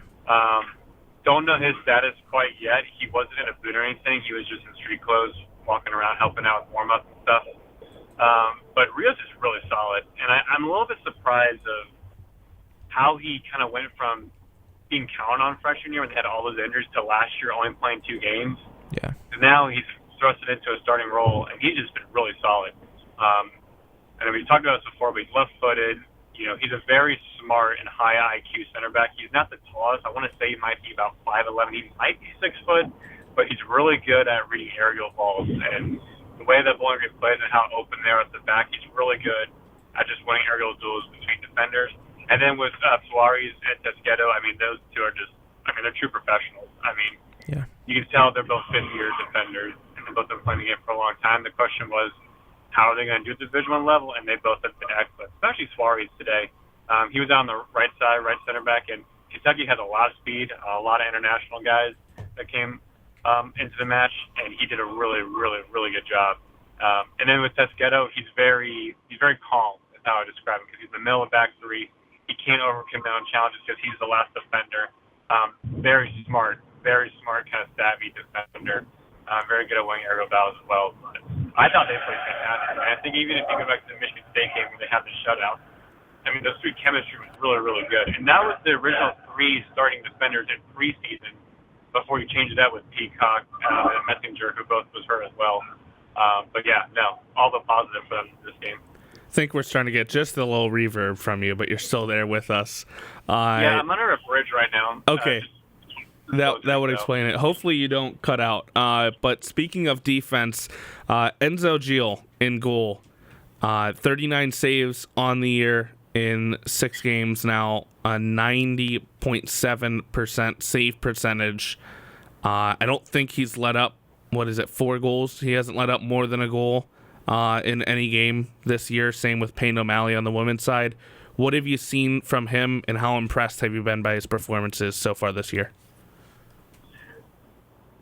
I don't know. It's kind of interesting because today, if you look at the goal, he might be at fault from it because a couple stacked corner kicks and he comes out and he doesn't get a punch on the ball. That's how Kentucky scored their goal today. He kind of just came out for a ball, didn't get it, and it was kind of an open net, which is unfortunate. But in terms of him as the ball with his feet, his shot stopping ability, he's been awesome. I mean, 2-time MVC Defensive Player of the Week. He kept them in a lot of big games so far this season. So there's areas of his games where I think Bowling Green wants him to improve, like corner kicks and coming out for dead balls. But in terms of just like overall, like the main stuff that you want your keeper to do, which is stop the ball going out of the net, he's really good. He came with a couple of really big saves in the second half of this game, which kept the Falcons a draw. And then even with the ball with his feet, because Bowling Green loves to play out of the back, I'm really comfortable with that. He really does play very similar to Brendan Graves. I think just the one big difference so far in the games is Graves is really good at coming off his line and making himself big, despite being a bit undersized, and Gio is a bit undersized as well. So I've been impressed. I know it's been kind of split opinions with some other people, but I think he's only grown through the game. And then again, like even a couple of times this game and a couple of times this season, he's kept them in games just with some of the saves he's made. So looking next at the schedule going forward, Lucas, they got Bellarmine on Saturday at Cochran, DePaul on Tuesday in Chicago, and then Evansville at home on Friday. What are you looking for in those matchups against those 3 teams, and how big of a test do you think they will be for this Falcon squad as they move forward with a 2-2-2 record? Well, this is the time they're going to need to go on a run if they're going to be similar to record-wise what they were last year. Bellarmine is not – they're kind of a hot and cold sort of Horizon League team. That needs to be a win, 100%. I think anything but a win, that's going to be a really disappointing loss. It's also a team they haven't played a whole lot in previous years, so it's kind of an unknown of what you're going to get with them. DePaul is an interesting one because I believe that's on the road on like a Tuesday. Which is kind of interesting because that's kind of a weird time for the game, plus a time difference. They played DePaul a couple of times in previous years. DePaul beat them. And they had a 0-0 tie, I want to say, a couple of years back at Cochran. That'll be an interesting test, but I think that's a test where they can get a win on the road. And then you mentioned Evansville. That's the rematch of the Missouri Valley Championship last year. That's their opening conference game, and it happens at home. That's also alumni night. And that's also a night where they're inducting Mickey Cochran, who's the godfather of the program, into the OCSA Hall of Fame. So I don't know how you can make that match any bigger, but they did. I know they'll be probably up for that Evansville game just because of everything that happened last year. But this 3-game stretch, honestly, anything – if you get 2 wins out of the 3, I think you can call it a success. But this really needs to be the stretch where they go on a run, in my opinion. So speaking of you talking about them needing to go on a run right now, are we disappointed with the 2-2 start, or do you feel like this is an okay spot for the team to be in right now? What's your overall feeling on that? I think I would be, honestly, if you told me at the start of the year. But if you would have told me who the results were against, that probably would change my mind. I'm more just content, honestly, this year. There are a couple of disappointing results at the start of the year, like the IU Indian Butler draw on a loss was very disappointing. But, I mean, Michigan, by the way, just beat the number 1 team in the country last night against Indiana on the road. So they're really, really good. So there's no shame in losing to them on the road. And that was only by 1 goal, I believe, right? Yeah, 1-0. And then Michigan State, you beat them and shut them out at home, and then you just tied the number 18 team in the country. I can't be disappointed. I don't know how you could be. Honestly, you don't want a 500 record 6 games in, but they played the really tough opponents the past 3 games, and I think the teams that they've beaten are pretty good teams outside of Wright State, no shade. But, I think they're content. And I think Nichols has been kind of saying all along this is kind of a journey with the team, and it's going to kind of just grow. And they want to be playing their best soccer in October, which honestly I get because, you go into tournament play, you want to be playing your best come tournament time. But I'd say I'm more okay with it. I think there's been some disappointing results, but I'm not overly excited about where they're at. I think there's room for them to grow, but again, like I mentioned before, if they go on this kind of win streak potentially this next 3 matches, I think it'll be a little bit more clear where this team's heading because you only have a handful of non-conference matches, and then all of a sudden you're right in the Missouri Valley Conference play, and there's only 7 of those, and 4 of them are on the road, and a couple of them, like Western Michigan and Drake, are on the road. So they're going to need to start getting some results faster, sooner rather than later, I should say. And then final question for you before we let you go and continue your drive back to BG. I am out of the bridge, by the way. Just letting you guys know. I made it. I survived. I'm in Bengals traffic now, so happy days. So final question for you is, outside of the lack of goal scoring from anyone outside of Painter and Terry, what are the biggest question marks that you still have for this team that have not been answered through the first 6 matches of the season? Who's going to fully take a hold of that attacking midfield role that was left by Roto Anaya? Because that's clearly what they're missing. This season, I should say. And I think I knew they were going to miss Anaya, but I think I underestimated how much they were going to miss Kyle Blastigame and Jake Bergen in the midfield that were just so good at just setting the tone and controlling the game. They've had Patasic, they've tried Saavedra, they've had Badurov coming off the bench to play in that role. None of them seem fully comfortable with it. They all kind of seem more of like cagey guys that are kind of going to play deeper in the midfield, win back the ball. They don't seem to kind of have that creative flair that some of them thought they did. So I'm very interested to see kind of if anybody takes a hold of that attacking midfield role and can help provide Terry and Painter with some assists, but also contribute to the goals as well. All right. Well, thank you very much for calling in, and safe travels the rest of the way on your way back to BG. Yeah, thanks, guys. I definitely will be listening to the show the rest of the way, so don't throw any digs at me, or I'll be very upset. All righty. That was Lucas Kleinmeyer, our Falcon Media Sports Director, and our BGSU men's soccer beat. So when we come back after this short break, we're going to talk about some BGSU volleyball. You're listening to the Zig Zone on WBGU 88.1 FM.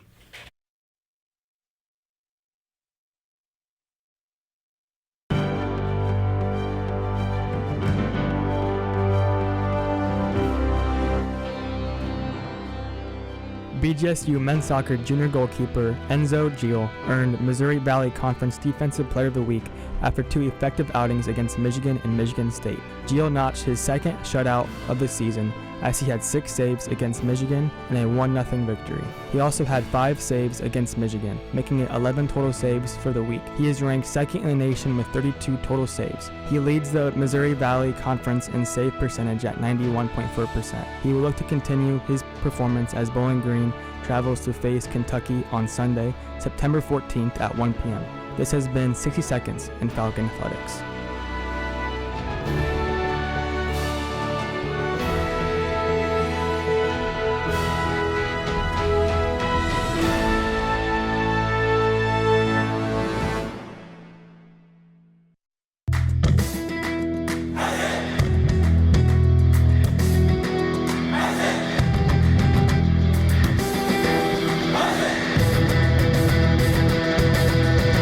Falcon Media Sports Network produces weekly short-form and long-form social media pieces for in-season sports all year long. Make sure to check out at BG_FMSN on Twitter/X and at BG Falcon Media on Instagram and Facebook to view the content. Back here on the Zig Zone on WBGU 88.1 FM, and we're going to jump right into some volleyball discussion. So we have 2 of our beats for BGSU volleyball from Falcon Media Sports Network in the room, Ben Korak, Andrew Smith. Hello. Team is sitting at 4-5 now overall this year. They just wrapped up action in the Loyola Invitational, went 2-1 in that, dropped in 3 sets to Harvey, Indiana. Was that a different team of Indiana? What? RV. No, that Indiana? means receive votes. Okay, I was. So they weren't in the top 25. Okay, I'm like, it has the same logo as the Hoosiers. Bootleg, Indiana. Yeah, Timu, Indiana. And then they won in 4 sets against Stephen F. Austin in Loyola Chicago, the host of the tournament. So, what was your overall thoughts on how they fared out west in Indiana? Or in Illinois, I should say, in the Loyola Invitational. I think they took care of business. I think. And I said on the Zig Zone last week, before I did too much prep, Indiana might be a team that they can take a win against. They were probably one of the top 2 teams that they've played this season. I'd give it to Purdue at home and then Indiana. I don't know how Indiana was not ranked after last week because they're an unbelievable team. But that essentially means that the Falcons had 4 straight games of ranked opponents, and they took 4 losses in it. But you separate that and you're 4-1, and against teams that you can beat pretty handily. And they took care of business against Stephen F. Austin and Loyola Chicago. Both games felt like they weren't even as there was no doubt in anybody's mind that Bowling Green was going to come away with it. It just mattered in how many sets they were going to do it. There were some pretty strong performances. They kind of figured out a couple of key players, especially the left side with Avery Hobson, who had an unbelievable match against Stephen F. Austin and against Loyola Chicago. And then Maren Dunaway, actually, who came in for her first matches played ever. In a Bowling Green uniform, and also had fantastic game against Stephen F. Austin in her first, and then Loyola Chicago. She was 1 kill away from 20, and actually led Bowling Green in kills. After in her second match played ever. Which I don't know about you, Ben, but I was very surprised by Dunaway coming in. I think honestly, it felt like Eddie had a couple bad performances, and I feel like she almost got. I don't want to say benched, but I feel like they said, let's see how Dunaway does if we put her in here and see how she performs. And she performed really, really well. Yeah. And 19 kills on it was like a 4.25 hitting percentage. That's really, really good, especially in her second game ever. Yeah, I mean, it was really nice.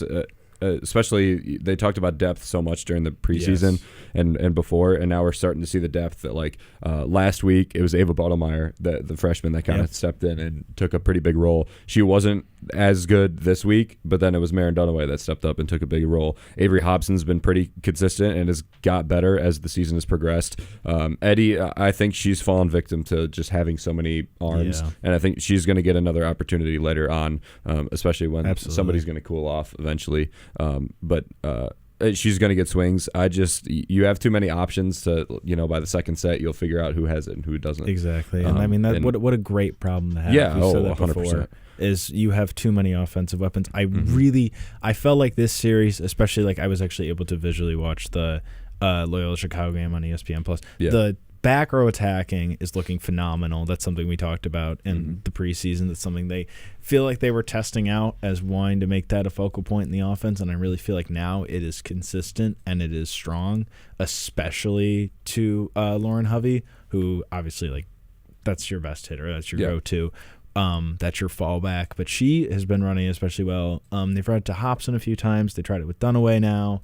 I really feel like it's going to work, and it's not just going to work for Hovey. It's going to start working for other players as well. Yeah, I'm not even too high necessarily on that kind of play specifically. Just getting the arms. Yes. The entire team's going to revolve around the way the arm, how they're swinging, because Otten's pretty consistent. The back row is, in my opinion, got better as the season's gone along. Still always a work in progress. Defense always is, but I think they've improved drastically. I think Hobson is going to be the X factor for the rest of the season, and that she's so good. She can be so good offensively, but she's also great defensively. Yes. So on the left side, you essentially have, I'll say it.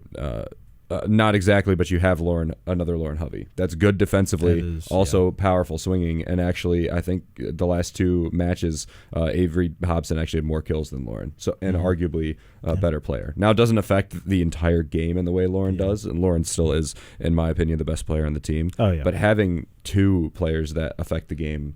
They can block, they can dig, they can attack. Avery has also been a good server. She was against Duquesne, still started a little bit slow, but that's coming up pretty well as well. I think, Hobson has just been a very, I see her hitting percentage being, a little bit lower than Like, what? Well, it's obviously lower than a middle blockers or a right side. Oh, but yeah, that just comes with the territory of being an outside hitter that is hitting all of the time. Mm-hmm. And I'm like, she's hitting like her spots. Like, she's hitting where she wants to hit the ball. She's hitting the line shot very well. She's finding spots. She's finding the corners. She's targeting lanes. Like, she's doing everything that you want her to do. I think my really only concern with that is, like she gets blocked a lot. That's my only concern with it, and that could be a factor of she's on the left side when that's just the middle blockers tend to be better, especially right-handed middle blockers tend to be better at blocking that. But also a part of it is just is she is a smaller left side hitter, especially when you go up against ranked opponents. And she does get blocked a lot. But other than that, she's like you said, a phenomenal all-around player. And I think that serving and serve receive is the main thing that I'm stressing about with this team, which it has been since the start of the season. But that is something that, like you said, Ben, defense gets better with time. It's just, I'm cool with errors on serve receive, but service errors themselves, when that's something you can control and you're like faltering on that so much, like that needs to change. And I feel like, correct me if I'm wrong, Stephen F. Austin was the first game this season that head coach Alex Del Piombo was there in person. So now 2-0 with her there in person. How much of an impact does that make for this team moving forward with her on the sidelines? Well, she was present for the 3 matches previous, so she was there for Kansas, Purdue. She was there. Her first win was against Stephen F. Austin, because that's the first. But win that was also the first one she was present where it felt like. I mean, you go up against, basically 4 straight ranked opponents, and you take 2 of them to 5 sets. Like, that's a big deal. And I feel like her presence on the sideline, I feel like is a very calming one. She's not. She is like basically on the court at all times when she is coaching, which I love about her because she's constantly communicating with players. She's a coach that you can just feel like doesn't like comes in with a set game plan, but also understands the fact that the game plan changes as soon as the match starts. How different is her style from what you guys have been able to see in the limited time of her in the position of a head coach compared to Daniela Tomic during her time here? Well, I believe Alex was the assistant coach under Daniela Tomic for 9 seasons. So a lot of what I see from Alex is a lot of what Daniela Tomic was, is very like calm, not too high, not too low all the time. She'll be the first one to compliment you when you do something good, and she'll also probably be the first one to tell you what you need to do differently as well. I think she's got a very, very just steady presence, and I think that's good, especially with the assistant coaches, because assistant coach Chelsea Carter, who does our interviews fantastically after our broadcast on WBGU, she's a much more like hype, intense kind of presence. Alexa's a little bit more of a reserve, like kind of quiet. She'll talk to you off to the side. She won't, that's just kind of coaches that they are. And then Alex is a little bit of both, which I think is a very well put together crew, that you have, somebody's that's both, somebody more intense and somebody that might be slightly more reserved. And I think it's good for a Falcon team that's still, trying to put some pieces together and figure out who's going to be who. And maybe they never figure out, maybe they never have a set rotation. You look to that left side, you look to the back row. If you're going to keep getting new people in, every match, every weekend, depending on what's going on, you want to have a coaching staff that can accept that and continue to coach throughout the season, instead of just having players that are the players and then figuring out how to use them. First winning streak of the season now, with the wins over Stephen F. Austin and Loyola Chicago. Oakland coming up on Wednesday at the Stro. At home. Finally. Then you go to the Kathy DeBoer Invitational on Friday and Saturday. That is in East Lansing, Michigan. You face Michigan State and Binghamton, and then you get the start of conference play. So what do you want to see out of the team that you haven't really seen yet in those 3 matches in non-conference play against Oakland, Michigan State, Binghamton, and what are the expectations from you guys? I want to see 2 out of 3 wins. Obviously, I'm expecting that loss to come from Michigan State, but maybe you managed to pull that one out too. I don't know. We've proven that we can hang with ranked opponents this season. I do think that Oakland will be a win. I want the Oakland matchup to be a showing of like everything they've been working on. Maybe trying a new set rotation, maybe getting the freshmen some looks, because I really think that we can just try new things, try new looks, see how that goes against Oakland, because I do feel that we are the much better team, and then go into the DeBoer Invitational with these two matchups and just try to put it all together before MAC play starts. What I do say I want to see more of is I feel like the middle needs to be utilized as far as offense goes, hitting wise. I feel like the middles have not gotten enough looks. That could be a thing of just how this offense is running with the back row being more involved. It could be a thing of Jessica Andrews, pretty much just got back, trying to give her a little bit of rest. I mean, she blocks enough. Middle is a tiring position. You're constantly blocking, constantly moving. You have to jump each and every time because you at least have to be a decoy. It's a lot, and the fact that she was just overseas doing it for Team Canada and is now doing it for Bowling Green might have just been giving her a break, but I want to see the middle get more involved in these next 3 games before MAC play starts. Yeah, I think they're clearly trying to warm up Jessica Andrews. You also have to understand that the offense kind of not ran through the middles, but they were a big offensive chunk last season because you had Alexis Matilla, who was a mainly offensive middle, and then Jessica Andrews also can be utilized in that way. Now Jessica Andrews is your number 1 blocker and your number 1 attacker, so that puts more pressure on her to be able to perform. And not that she can't, but Helen Wilford's a less offensive player, so your offense just by virtue of the players has taken a step back in the middle. So I don't expect them to be too present all the time. They might have good games here and there, but just to be more of a consistent option, so they're not always looking to the pins and Lauren Hovey and Avery Hobson, because that's an easy thing to defend against. I think that they can get 3 wins. I watched Michigan State play Western Michigan. Western Michigan took a big step down from last year. They're not going to be the team that they were, and I thought they played pretty even with Western. They did take the win in 4 sets, but I thought it was much closer than just 4 sets shows. Yeah. So I think that definitely could be a win, and I think if there were odds on the game, they might even be favored, maybe close to. I just think that MSU, we're looking at them in the we're looking at them as a Big Ten team, and I don't think that's fair in a lot of cases. So I think they can get 3. I think they'll definitely get 2 because Oakland's not a very good team. Binghamton, they did play in the NIVC. I believe it was one of the first rounds, second round of the NIVC at home. So they're familiar with them, and the team has not had too much turnover since last year, so they should be able to get a win there. I just want to see them spread the ball out more. I think when they're really working well, it's Amanda Otten where she's the ball, she'll set it to Hovey, it doesn't land, the ball comes back to her, and then she goes right back to the other side, and she keeps switching sides. When they start to get into the same when they're out of system and they start setting the same hitter all the time, it's too easy for blockers. And the good part about this team is the depth. If you spread the ball around more, that can only be, you should have 3 players with 15 kills and nobody with 20. I mean, that's just ideal. Like, that's when VGVB fires well, is when they don't have to have one person really slamming all the time. And I think the Loyola Chicago game is exactly that, in which you look at the 3 leaders, it was 15 kills for Lauren Hovey, 18 for Avery Hobson, and 19 for Maren Dunaway.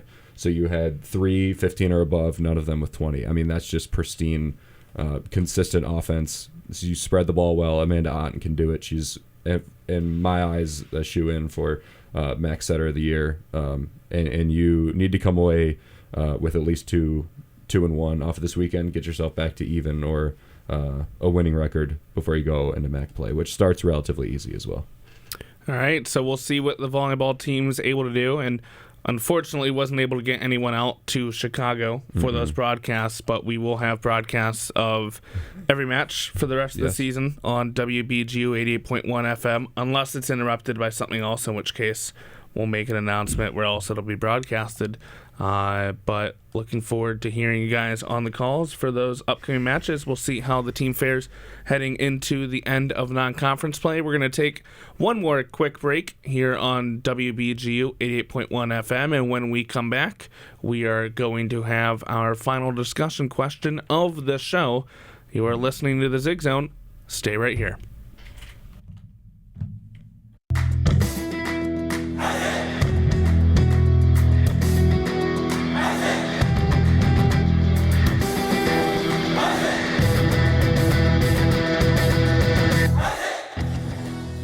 Bowling Green's men's soccer travels to Kentucky on September 14th to scrap with the Wildcats at 1 p.m. Head over to bgfalconmedia.com to read the end of the game recap by Falcon Media Sports Network's Kevin Hutchinson.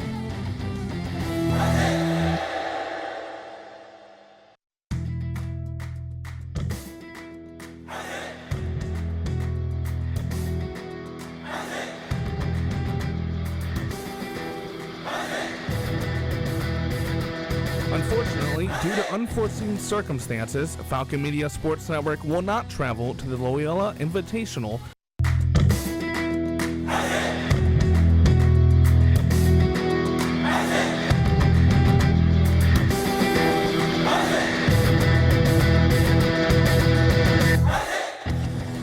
Falcon Volleyball battles the Oakland Golden Grizzlies on Wednesday, September 17th.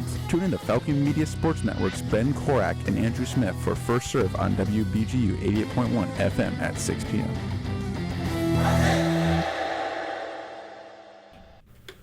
Back here on the Zig Zone, once again, Tyler Cavlett's hosting alongside Andrew Smith, Artie Abrego, Henry Costco, and Ben Korak from the Falcon Media Sports Network. So, we were talking about homecoming a little earlier in the show. One of the biggest parts about homecoming, and one of the most prominent parts, it was on display this weekend, is tailgating, especially for the football game. I mean, I saw people tailgating. I saw RVs in there 2-3 days before the Saturday game against Liberty. It was pretty impressive, filling up the Stroh Center lot and everywhere around that.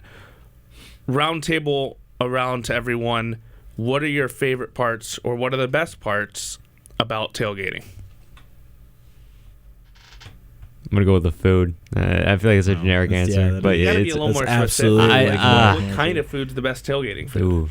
See, this could start a debate. I mean, like, I guess like hot dogs for me. Like when I was a little kid, when I was when I was a little kid, like my dad would like sometimes like grill up hot dogs. And I feel like, I mean, when you're a little kid, like you only want to eat foods you like, and that was kind of one of them for me. So yeah. Please tell me everyone thinks Nathan's is the best hot dog to go to, right? Dude, it's a hot dog. They're all the same. I mean, like, I feel like I don't eat Nathan's. Like, I'm from Illinois. I don't really eat Nathan's. Like, a pork hot dog's not the same as an all beef. Oh, yeah. Oh, well, yeah. But, like, but that's if you get like a plain hot dog, they all taste the same. It'd be natural casing. different if you were gonna tell me like like different brands of like brats. I'd say brats. Yeah. Kind of matters much more. It's a sausage. It's not like. I will say though, meat. if you have like a Nathan's hot dog and a Hebrew National hot dog, completely different.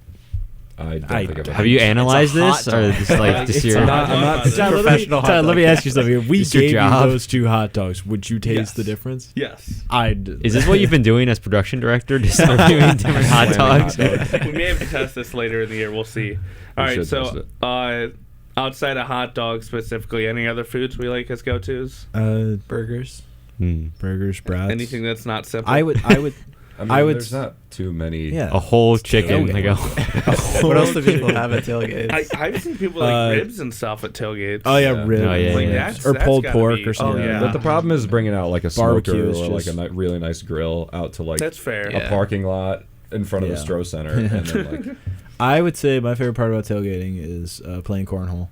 I'm down with that. I like cornhole. I agree. I love that. We should have a cornhole tournament as a Falcon. Oh, I'd wipe the floor. No, you wouldn't. Sure you would. Yeah, I would. No, you wouldn't. You're too busy thinking about hot dogs and eating hot dogs. I've never once had a had a hot dog in my life and been like, this tastes funny. It's just tastes like a hot dog. If you're worried about how it tastes, you shouldn't be eating a hot dog. The second you start to think about like, oh, what's in this, you're probably That's why you eating put it ketchup wrong. and mustard on it, so you don't actually. No, Yeah, no, exactly. mustard only. Mustard and relish. Mustard, if you're at the Mustard and ballpark, relish. mustard only.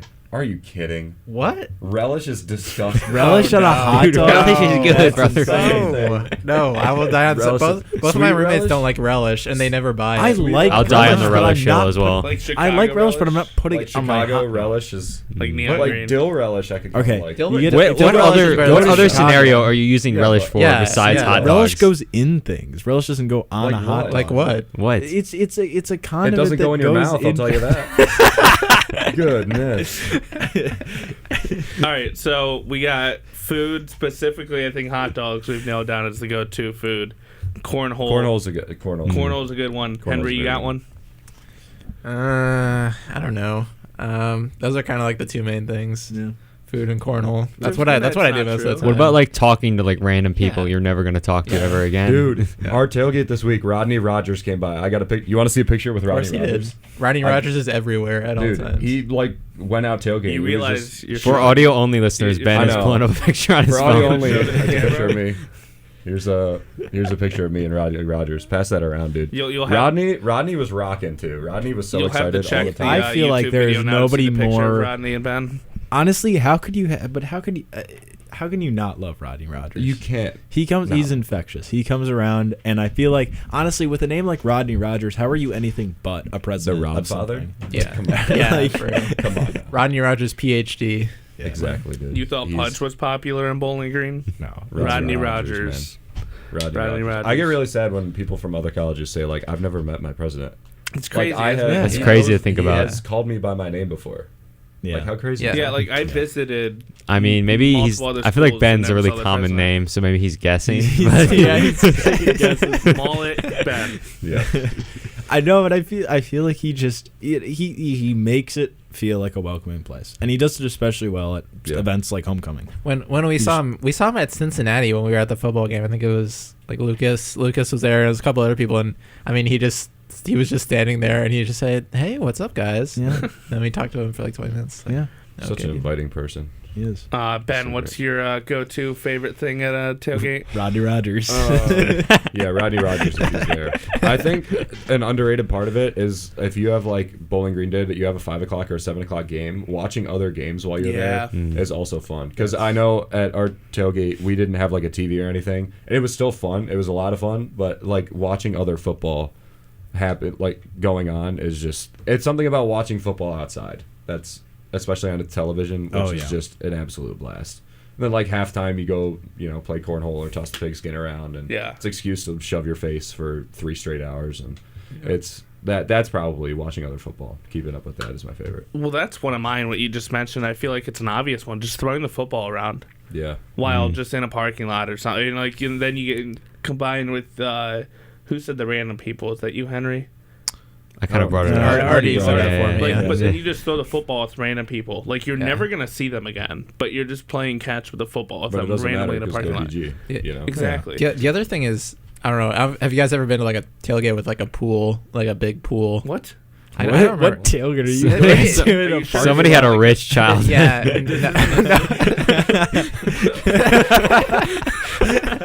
You Okay, I'll stop something talking. about like I'll a stop kiddie talking. pool, or Is it like or- a summer party? Like it's actual tailgate? No, with the it Imagine like a pool. in it the was like Stone in Center someone's parking truck. lot. It was like a dude filled up Oh, his truck I with like see what water. you're saying. And then Oh. it was like a thing I did as That like a is- little kid. That sounds like a bowling. Yeah. It's something that I filled would up, see. filled up his Johnny truck with Swooster. water. That's what I think. It was a long time ago. Maybe I should just. Do you guys think you're going to be people to come back and tailgate BG? Like not all the time, obviously, but you think like I think I would come I'll back to do that. as a Yeah, alum. that'd be fun. I think Fucking it's Media Sports especially Network like the first I one wouldn't come back gone, alone, like but going to I'd go with homecoming. Like friends. I remember when I got to BG, I went to my high school's homecoming game the first year, and it was like cool.